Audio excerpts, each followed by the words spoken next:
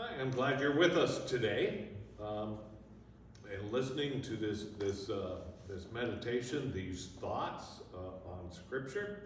And we always like to fill you in on a few announcements coming up. So there are a few of these gathering events that we're trying to do this summer to get us back together. A week from today will be a pool party. That evening, and then that next Friday will be a nature walk at Calkins Nature Center.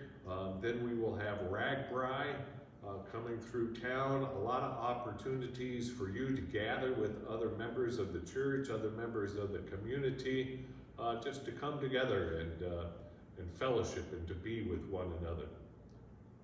And that kind of brings us to this sermon series that we're on right now. We're going through this, the letter to the Ephesians. And the letter really is about trying to build this community into a faithful community, a community that serves God instead of themselves.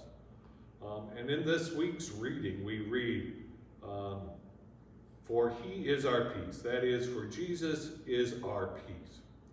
That he has made us one and has broken down the dividing walls, broken down the hostility that exists between us.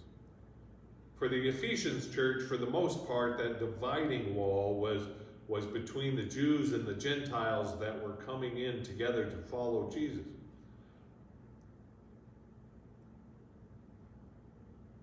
And we all have walls. Right? It's not just the Ephesians church, but we all have walls and we need walls. We would have a hard time surviving if we did not have walls, right? The walls that keep out the weather, that keep out the snow, the cold, that keep out the rain, and our barns for our animals, that keep our animals safe. All walls serve a purpose. Right? There's a reason for all walls. But we can also say that not all walls serve the purpose of God.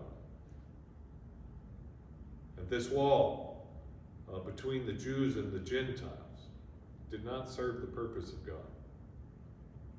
So the writer of Ephesians reminds them that God has taken this down. But we still build walls. We still build walls that don't serve the purpose of God, both physically and spiritually. For the Ephesians church, what cemented that wall together, or what was the mortar that kept that wall together, was this symbol of circumcision. For us, for a spiritual wall, the mortar that keeps that wall together could be name calling or categorizing or labeling somebody, or even just our prejudice is that mortar that keeps those walls up between. The Ephesians writer, he begins that discussion with this statement: for he is our peace. That Jesus is our peace. And it's in the peace that wall can come down.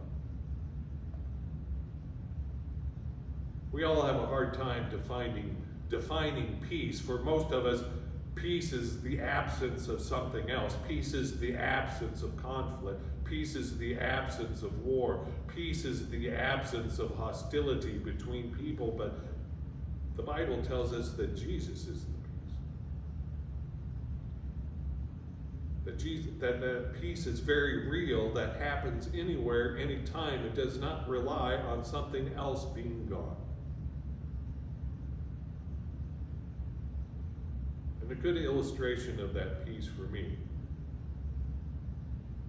is the cross that you see behind.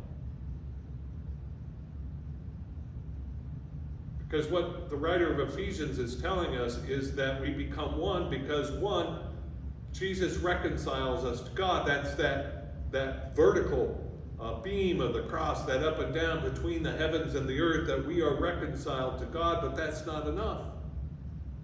Right, to be one, we need to be reconciled with one another, and that's that horizontal beam on the cross in which we can work together. peace. The peace is where those two come together, where the vertical and the horizontal cross. You can see it right behind me, that there is that one place where everything is reconciled with everything, and we found out last week that all things belong to God, heaven and earth.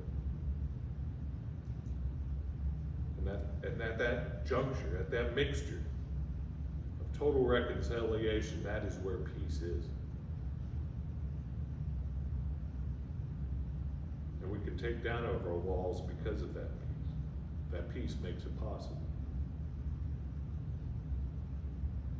So this week, consider for a while, what is the mortar in your walls, your spiritual walls?